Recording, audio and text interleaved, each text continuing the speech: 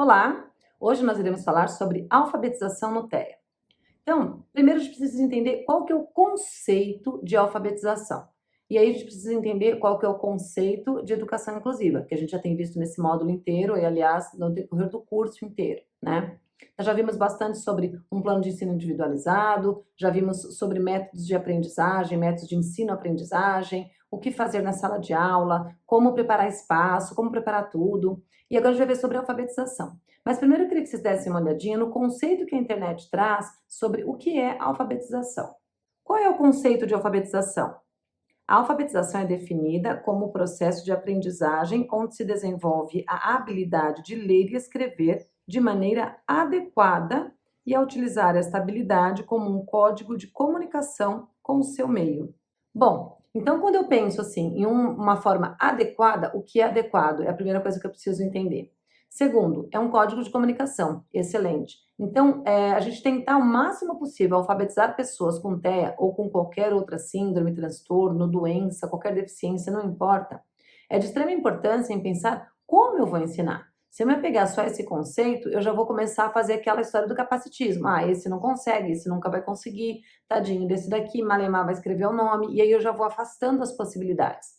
Quando eu entendo por código de comunicação, eu preciso entender todos os códigos de comunicação que eu possa conseguir com essa criança. Então, pensar em como eu posso trabalhar mais efetivamente para que haja alfabetização até o nível que ela consiga. Porque muitas vezes vem uma deficiência intelectual aí muito severa, impossibilitando que ela consiga alcançar determinados marcos que uma pessoa neurotípica vai alcançar, né?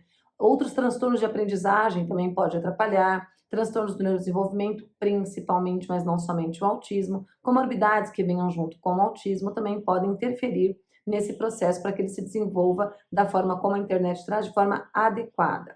Então, a gente tem que pensar que, primeiramente, adequado é o que a pessoa consegue a ela.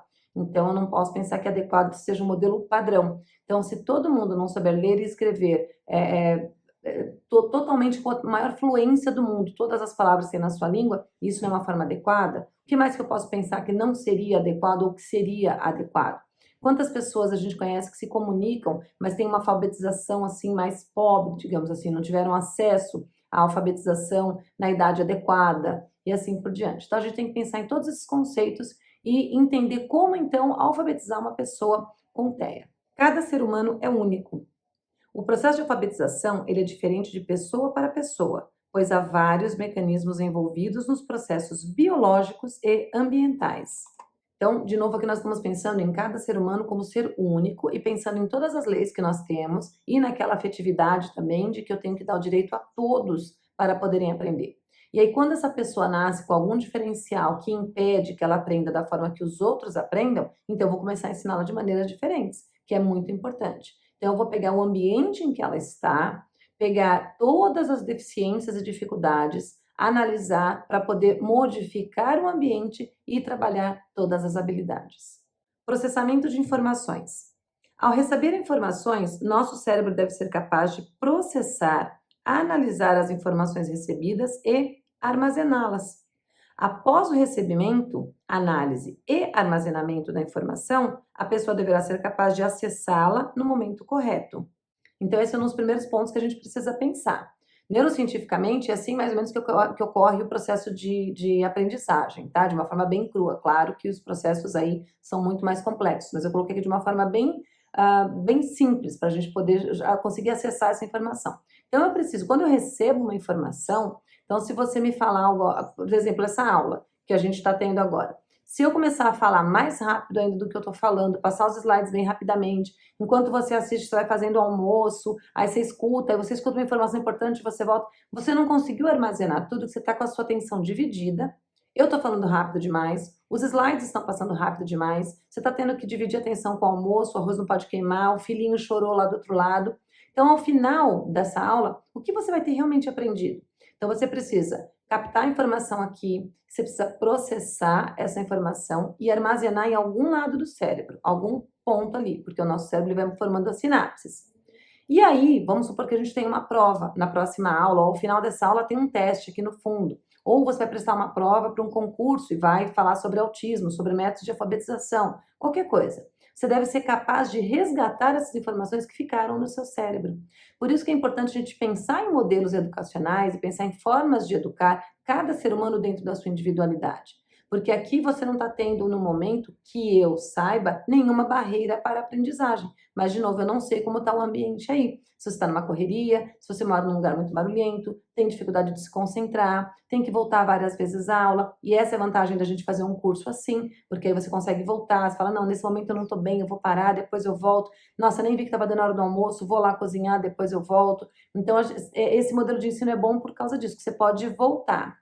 E aí, se eu falar alguma coisa que você não entendeu, ou que você falou, nossa, mas será aquela lei que a Anitta citou? Ou será que dessa forma mesmo? Você vai lá no Google, bate, né, dá uma busca, e aí você começa a ver, né, todas as informações que eu tô falando aquilo. Aquilo vai te ajudar mais ainda a guardar a informação na sua cabeça e armazenar. Quando você precisa, você vai ter que acessá-la. Por isso, então, que, de novo, o ensino individualizado é importante e o ensino por repetição e prática são de extrema importância, tá? Ensino por repetição e prática são de extrema importância para muitas pessoas que estão no espectro do autismo. A alfabetização da pessoa com TEA.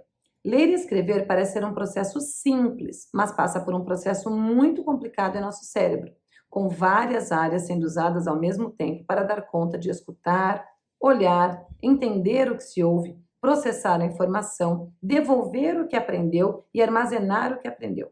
E tudo isso requer muito exercício mental e muita prática. Então, eu vou voltar com o nosso exemplo aqui. Você que está aí do outro lado agora, se você tiver com a sua atenção totalmente aqui para mim, você vai ter mais chances de aprender do que uma pessoa que esteja dividindo essa atenção. Existem pessoas que conseguem dividir a atenção e conseguir colocar uma certa importância nas duas atividades que está fazendo ao mesmo tempo. Eu consigo fazer isso. Meu marido não consegue. Ou ele faz uma coisa ou ele faz outra. Às vezes até dele escutar um podcast enquanto ele está cozinhando, ou ele deixa alguma coisa passar do ponto, ou ele perde a maioria das informações do podcast. Eu vou conversar depois com ele, ele não lembra o que aconteceu, porque ele não consegue dividir a atenção. Então, cada ser humano é de um jeito. A gente fala muito que mulheres conseguem fazer mais atividades ao mesmo tempo do que os homens, que elas conseguem ficar mais ligadas, fazer 2, 3 atividades enquanto o homem mal respira sozinho. Tem um monte de brincadeira, mas a verdade é que existem pessoas e pessoas. Tem homens que também conseguem dividir a atenção, assim como algumas mulheres conseguem, tem mulheres que não conseguem dividir a atenção, assim como alguns homens. Então, o importante aqui é a gente entender que a forma de ensino vai ser a mais importante nesse processo para que a pessoa com TEA ou com qualquer outra deficiência, mas aqui a gente está batendo firmemente no TEA por causa justamente das dificuldades e das nuances que o TEA traz associado a determinadas comorbidades, né? Dislexia, deficiência intelectual, descalculia, mais uma série de coisas que podem vir junto com o TEA, a gente ter visões diferentes para cada criança, para que elas tenham todo esse processo, porque é muita coisa. A gente que já consegue ler e escrever, fala, gente, é ridículo, B mais A, beleza. Só que quando você fala B mais A, tem criança que está com dislexia, está vendo o B como forma de D. Tem criança que vê o B 1000 vezes e ele tem dificuldade de colocar na cabeça dele porque ele não está vendo de uma forma interessante. Não está interessante ali para ele. Tem criança que vai ler errado por um tempão e de repente ele consegue ler a Bíblia de trás para frente. Você não sabe como aquilo aconteceu. Os processos mentais de cada um são muito diferentes. E em processos mentais de pessoas com transtorno do neurodesenvolvimento, às vezes nos pregam umas peças, às vezes trazendo muita dificuldade e às vezes de repente mostrando uma facilidade que passa a gente. A gente tem casos aí de pessoas com autismo leve que com 22 anos, de repente, começou a fazer contas assim que ele não conseguia fazer 2 mais 2 e de repente estava resolvendo equações complexas, né? Então, o cérebro da gente ele é muito tricky, ele prega umas peças na gente às vezes. E com pessoas do transtorno do neurodesenvolvimento, isso não é nada diferente. Então, prestar atenção que esse processo que parece ser simples para a gente, não é tão simples assim, porque requer neurocientificamente aqui uma transformação muito grande dentro do nosso cérebro. Quando eu começo a colocar informações, eu vou acendendo ali novas sinapses, conforme eu uso o meu cérebro, né? Então, neurocientificamente falando, é muito mais complexo do que parece ser. E para a gente que já sabe ler e escrever, parece ser muito simples, mas a gente entendendo isso, a gente vai ter um olhar diferenciado e entender por que determinadas crianças têm mais dificuldade de chegar em determinado ponto do que outras crianças. A aquisição da leitura e da escrita pode interferir diretamente no nível de sociabilização da pessoa com TEA. Porém, é importante entender o que essa pessoa consegue desenvolver. Daí a importância de um PEI bem elaborado. Quando a gente fala em interferir na sociabilização, a gente sabe que a leitura e a escrita ela faz parte de processos sociais muito interessantes. Se você vai a um cinema e o filme é legendado, você quer ler ali qual filme que está passando, você precisa saber quanto você vai dar de dinheiro e ter um troco para poder, então você tem que saber ler uma nota, você tem que saber ler um ônibus para onde você vai, você tem que saber ler uma placa, né? Então, o processo de leitura e escrita, eles estão muito, mas muito mesmo, envolvidos em processo de sociabilização no geral, principalmente, mas não somente, para jovens ativos na sociedade. E não é porque meu filho tem autismo e não é ativo na sociedade que eu vou privá-lo disso, dizendo, ele nunca vai sair com a galera mesmo. O meu filho mesmo não sai com as pessoas, ele não quer. Uma vez ou outra ele aceita um convite, mas é muito difícil. Para ele fica mais ansioso, mas ele fica feliz de ter conseguido, mas já que ele conseguiu, então deixa, né? Ele não quer ficar tentando toda semana, que é para ele não ficar estressado e ansioso toda semana. São escolhas dele. A gente estimula. Vai lá, filhão. A gente leva, a gente busca. Imagina, vai ser legal. Mas não, dificilmente ele aceita convites para estar em rodas sociais. Agora ele está num grupo da igreja que ele gostou muito, ele se identificou muito de fazer visitas. Então o que acontece? Se ele está no grupo da igreja, quando eles vão fazer uma visita na casa de um irmão, o que eles fazem? Tem que ler a Bíblia. Tem os hinos que estão ali no inário. Então, se ele não soubesse ler, por exemplo, ele já estaria num déficit, numa diferença. E ele poderia se sentir diferente dos outros. Como ele sabe ler, ele abre a Bíblia, ele acompanha, tem os hinos, ele abre o inário, ele memoriza muito rápido, mas mesmo assim ele abre o inário naquele número para poder fazer parte, ele simula que ele está ali precisando do inário, mas ele memoriza muito fácil os hinos. Mas vejam bem como foi importante esse pedacinho para que uma coisa que ele gosta muito de fazer, por causa da leitura, ele tem chance de participar plenamente do grupo. Então, ler e escrever fazem parte, sim, de um processo de sociabilização muito grande e a gente tem que tentar, então, ensinar essas pessoas a ler e escrever o que elas conseguem, dentro do tempo que elas conseguem, sempre trazendo novos desafios para elas. E por que é tão importante a aquisição de leitura e escrita? A leitura nos possibilita a leitura de receitas, bulas de remédios, nome de estações de transportes públicos, entre outros. Eu vou falar aí por mim, na nossa experiência própria aqui. Para mim é muito importante que o Nicolas consiga ler essas coisas de novo, para quando eu não estiver mais aqui. Então, o dia que eu faltar, o dia que eu morrer mesmo, não estiver mais no planeta, como que o Nicolas vai se virar em determinadas coisas? Enquanto o pai dele estiver vivo, ótimo. Mas e se meu marido também morre junto comigo? A gente sai para um restaurante e morre os dois juntos. O que vai ser do Nicolas? Eu quero que ele aprenda a se virar. Então, é importante. Todas as pessoas com autismo vão chegar no mesmo nível que o Nicolas? Não, cada uma no seu nível. Tem pessoas que estão muito, mas muito além do Nicolas e outras estão muito aquém. Mas nós sabemos que, de acordo com as possibilidades que nós damos para essas pessoas no nível escolar, no âmbito escolar, e conseguimos ensiná-las da melhor forma possível, alguma coisa elas conseguem aprender e geralmente o que você consegue aprender passa a ser útil na sua vida. A escrita nos permite comunicar algo a alguém, uma vez que a fala fica impossibilitada por qualquer motivo. Antigamente nós enviávamos cartas, então a escrita era muito importante, né? Nós tínhamos bilhetes para deixar na geladeira. Olha, fui até o mercado, pregava na geladeira. Hoje em dia a gente tem tecnologia. Então, o que é legal na tecnologia? Eu posso te mandar uma mensagem, ainda existem lugares que eu sou obrigada a mandar e-mail formalizando, então não está assim tão fácil que eu posso ligar de vídeo para todo mundo, que senão eu poderia dizer, só o Nicolas ligar de vídeo, pronto, ele resolveu o problema. Algumas pessoas não querem ser incomodadas por vídeo, algumas pessoas não podem ser incomodadas por vídeo, dependendo de onde elas estiverem. Então, o Nicolas precisa deixar uma mensagem de áudio, legal. Se for uma coisa mais formal, ele não pode deixar uma mensagem de áudio, ele precisa escrever. Caros, venham por meio desta, não sei o quê. Ele precisa saber escrever. Ainda a escrita é algo muito importante. E eu acredito que nós nunca iremos perder este tipo de código, por mais que a gente avance em tecnologia. Acho que a gente vai até desenvolver novos tipos de comunicação escrita, mas a gente nunca vai deixar de ter a comunicação escrita, mesmo porque ela está por aí. A gente vê aquelas escritas rupestres há séculos e séculos e séculos, que já eram a forma das pessoas se comunicar. E cada povo tem o seu código. Então, por isso que a escrita também é importante, porque daqui ele pode ir aprendendo novos métodos de escrita se elas forem surgindo enquanto ele estiver vivo também, né? Então, porque as coisas vão mudando e com a tecnologia elas vão mudando muito rápido. Então, por isso que é importante, para mim foi importante ensinar o Nicolas a ler e escrever. Mas veja bem, eu mostrei para vocês aqui a importância da leitura e da escrita.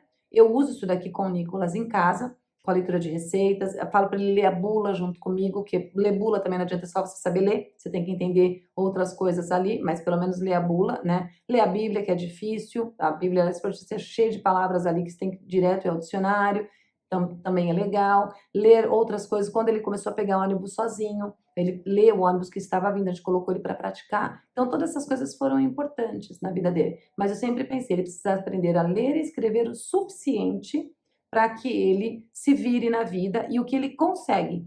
Hoje em dia o Nicolas é escritor, ele escreve livros, eu ajudo depois corrigindo, editando os livros, organizando, né? Mas a história é dele e ele consegue escrever essa história no papel para que eu leia, entenda o que ele quis dizer, sento ele do meu lado e falo assim, ó, essa frase está estranha, o que você quis dizer aqui?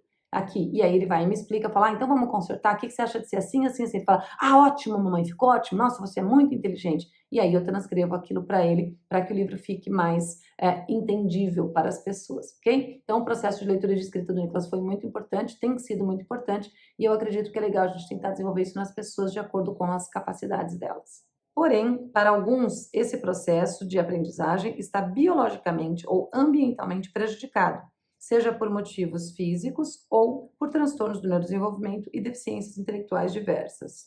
Então, para algumas pessoas, elas podem estar biologicamente ou ambientalmente prejudicadas. O que isso quer dizer? Biologicamente é quando a gente tem transtornos do neurodesenvolvimento, psiquiátricos, neurológicos, deficiências intelectuais e assim por diante, né?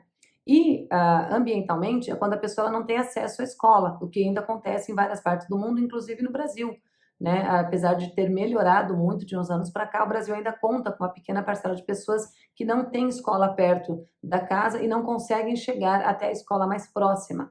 Então, esse daí é um motivo ambiental. Então, tanto os motivos biológicos quanto ambientais podem impedir uma pessoa de alcançar o pleno desenvolvimento na leitura e na escrita. O professor comprometido com a alfabetização de uma pessoa com um funcionamento diferente, tanto biológico quanto ambiental, irá promover a acessibilidade para que nenhuma criança seja deixada para trás e possa alcançar o máximo de autonomia na vida adulta. Então, o professor comprometido ele irá tentar o máximo possível, né? Claro, eu já vi assim histórias na década de 80, quando eu fiz magistério, a gente ainda tinha aquele negócio de fita de vídeo, né? Mas era difícil a gente ter uma aula de vídeo na escola, não tinha tanto acesso quanto a gente tem hoje nas escolas. E uma professora levou alguns documentários para a gente ao longo do ano, e um documentário que me chocou muito, né? Dois documentários me chocaram muito naquela época. Um documentário foi de uma professora que tinha que andar 4 horas indo até a escola e depois mais 4 horas para voltar, né, da escola. Então eram 8 horas do dia ela andando, para ela poder dar 4 horas de aula. Ela passava 12 horas fora da casa dela, né, para poder dar aula. E vejam bem, isso não é uma professora comprometida. Então, a gente pode falar assim, não romantiza. Na verdade, o governo deveria ter dado. Deveria, na década de 80, a gente estava muito pior do que a gente está hoje, muito pior. A gente estava saindo de um cenário horrível. E na década de 80 a gente não tinha o cenário que a gente tem hoje. Então, a gente pode falar o que a gente quiser, o governo deveria mesmo, mas o governo não fez, então ela foi lá e fez. Então, eu não estou romantizando o que ela fez, mas mostrando o grau de comprometimento que muitos professores já tiveram. Hoje a gente vê histórias de professores atravessando lugares para poder atender um aluno outro mais carente ou um aluno outro que tem deficiência, né? Então a gente vê o comprometimento de alguns professores de uma forma que emociona.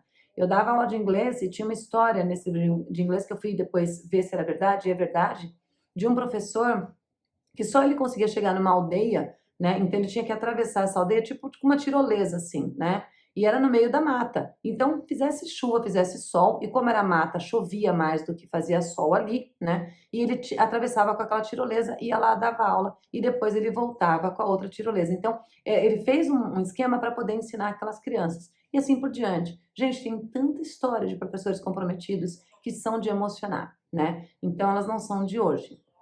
Então, eu gostaria de dizer para vocês que o comprometimento da gente, ele é muito importante. Então, de novo, a afetividade, se ela não andar com saber especializado, dificilmente a gente vai fazer um bom serviço. Porque se eu tenho saber especializado, mas a criança tem uma deficiência, mas eu preciso atravessar com uma tirolesa, um barco, lutar com um jacaré, então assim, o problema não é meu, eu vou ficar aqui em casa com meu saber especializado porque eu já sei. Quando você tem essa afetividade, quando você tem esse comprometimento, você atravessa rios, mares, terras, terremotos, você vai em qualquer lugar para poder ajudar algumas crianças. Então, eu acho muito bonito isso, e de novo, não é romantizar, é porque quando o governo não dá para a gente o que a gente precisa, não importa se é década de 80, 90, 2000, nos anos 3000, a gente vai lá e faz com o que a gente sabe. Dicas para a alfabetização. O processo de alfabetização abrange várias áreas do cérebro. É importante entender que todo esse processo envolve ver e ouvir a palavra, processar a palavra e falar e escrever a palavra. Então, de novo, todo esse processo leva tempo, todo esse processo requer um saber especializado e todo esse processo nós professores já fazíamos. Agora a neurociência explica melhor. O que é legal da gente ter a neurociência ao lado da pedagogia? Que a neurociência vem mostrar quais os métodos estavam dando certo e quais os métodos não estavam dando certo. Mas também vem mostrar que muita coisa que o professor já fazia por intuição, por amor à profissão, já era a forma correta. E hoje a gente tem melhorado os níveis de ensino devido à neurociência. Então é muito importante. E isso vem ajudar diretamente, impactar diretamente a vida das pessoas com TEA e com outros transtornos do neurodesenvolvimento e transtornos de aprendizagem. Porque hoje a gente sabe que não é só preguiça, a gente sabe que é porque não é que a criança é burra, a gente sabe que é porque ela nunca vai aprender, a gente sabe que desse jeito a pessoa não está aprendendo, ela só está memorizando para esse momento, mas ela vai esquecer depois. Então a neurociência ela veio para poder agregar muito na pedagogia, né, e mostrar o que estava certo e o que estava errado antes e como melhorar a vida dessas pessoas com transtornos do neurodesenvolvimento. Dicas para alfabetização: opte por brincadeiras, músicas, filmes, instrumentos e tecnologias possíveis para o ambiente. É possível começarmos por um brinquedo, personagem de interesse do aluno. Caminhar sobre letras e brincar de amarelinha com números e letras para formarmos palavras simples ou fazer contas simples. Então, aqui tem algumas dicas, né? De novo, quando a gente dá alguma dica, a gente sempre tem que lembrar o seguinte: bom, eu vi aquela dica ali na aula, eu vou tentar, mas eu não tenho como fazer uma amarelinha. Então, aqui o meu espaço é muito pequeno, eu que estou tendo que ensinar meu filho em casa, mas ele não está conseguindo aprender assim. Como é que eu vou fazer? Eu moro num apartamento de 30, 40 metros quadrados, como que eu vou fazer? Então, eu vou pegar uma amarelinha e vou fazendo com os dedos assim em cima. Eu posso brincar dessa forma com ele. Eu posso brincar de fazer as letras embaralhadas e montar com o papel em cima da mesa. Então a gente pega essa dica e pensa como eu poderia fazer. Se eu dou uma dica aqui de fazer assim, a gente finge que é uma amarelinha vai fazendo assim em cima da folha, você fala, cara, eu moro numa chácara, eu moro num condomínio onde já tem uma amarelinha ali desenhada, que tá muito mais fácil para mim. Eu não vou pegar um polisulfite, eu vou com o meu filho ali ao ar livre mesmo, então eu vou num lugar ali bem amplo que eu possa fazer com ele. Se for uma chácara, você está isolado das pessoas, um sítio, você está na praia, qualquer coisa que você consiga fazer, mas que você consiga fazer grandão, então ele consegue pular. Vamos montar frases, vamos colocar círculos no chão ao invés de amarelinha, vamos colocar sílabas, a gente vai montar palavras, vamos ver quantas palavras a gente consegue montar. Aqui sou eu, aqui é você, a gente vai marcar ponto. Você pode competir e mostrar quem ganha e quem perde. Você pode não fazer competição e vamos ver juntos o que a gente consegue montar, fazer trabalho em conjunto para poder ensinar para essa criança o sentido de cooperação. Então, tanto a cooperação quanto a competição são importantes serem ensinadas para a criança, tá? Esse negócio de, não quero fazer competição porque se ela perder ela vai chorar, ela precisa aprender a perder também. E a gente tem que ensinar a perder, não forçar a ensinar a aprender. Então, ensinar devagarinho. Você perde uma vez, fala, não tem problema, agora é sua vez. Quando ele ganha, fica feliz por ele. E quando você ganhar, faz ele ficar feliz por você. Então, competição e cooperação são importantes serem ensinadas. E essas brincadeiras todas você pode ensinar com competição ou por cooperação. E dá para a gente fazer desde, como eu falei, uma folha de sulfite até num campo aberto com todas as possibilidades que você tiver. Dá para criar coisas num tablet também, quem tem de tecnologia. Então, assim, a gente pode pegar essas dicas que eu estou dando e transformar em 1 milhão de coisas que a gente tiver ideia, espaço, né, acessibilidade, tecnologias possíveis para o local. Fazer letras na areia, na lousa ou qualquer outro local maior que o caderno para ajudar na coordenação e mudar de ambiente. Expressar-se através de pintura, música, desenhos, etc. Fazer roleplay com outros alunos e simular situações em que a escrita ou a leitura sejam importantes para aquela tarefa. Enfim, desenvolver qualquer brincadeira com foco no que se quer ensinar. Esse slide eu acho interessante vocês darem uma pausa, dar um print, sei lá, fazer qualquer coisa e entender que tudo isso daí que eu falei você pode ir criando em cima disso, tá? Eu acho bem legal a gente fazer os roleplays, que são aqueles teatrinhos. Então vamos brincar aqui, que faz de conta que a gente está num ponto de ônibus, aí você coloca uma plaquinha na criança, aí brinca com os bairros que tem em volta ali da sua escola. Então você tem o bairro Nossa Senhora de Fátima, o bairro Santa Teresa, o bairro Santo Antônio e o bairro São Germano. Então, pergunta para a criança onde que ela mora, ou você já tem essa informação na ficha, uma criança com autismo não verbal. E aí você coloca lá que ela mora no bairro Santo Antônio. E aí você vai escrever Santo Antônio de primeiro para poder entender Santo Antônio. Depois você vai colocar ST Antônio, porque como às vezes vem abreviado. né? Então, às vezes vem Santa, vem STA, STA. Então, depois a gente vai também brincar com as abreviações, fazer coisas práticas. E os outros alunos também vão aprender abreviações, eles que vão ter que escrever, eles vão ter que fazer letras maiores. A gente pode pedir para o aluno fazer as letras maiores, porque trabalha a coordenação até ele conseguir fazer menorzinha. Então, a gente pode fazer uma série de coisinhas. E aí, brincar com ele, fazendo as crianças virem de ônibus. Então, elas brincam que elas são os ônibus. Pode fazer aquela musiquinha do ônibus, eu só sei inglês, aquela The wheels on the bus go round and round. Acho que tem em português também. Elas podem brincar com a musiquinha. E aí elas vêm vindo com o ônibus e ele vê qual que é o ônibus dele. Quando for o ônibus certo, a gente ajuda a dar o sinal para o ônibus parar. O ônibus para, ele põe a mão no ombro do coleguinha e eles vão andando como se estivessem indo para o bairro dele. A gente pode colocar placas na sala, dizendo que cada canto ali da sala é um bairro diferente, o ônibus vai estacionar naquele local, que é onde ele vai descer do ônibus. Então dá pra gente brincar de tanta coisa, gente, mas tanta coisa. E isso eu tô falando com vocês aqui, tô tendo ideias. Então a gente vai vendo o que a gente pode fazer para poder ensinar a alfabetização da melhor forma possível, sempre pensando em gerar autonomia para essa criança e vendo que ela tem capacidade de leitura e escrita mais desenvolvida do que eu esperava, trabalhar o possível aí para que um dia ela se torne qualquer coisa que ela queira ser, porque ela tem a leitura e escrita bem preservadas e bem desenvolvidas. Bom, essa foi a nossa aula de hoje. Espero que vocês tenham gostado. Um grande beijo e até a aula que vem.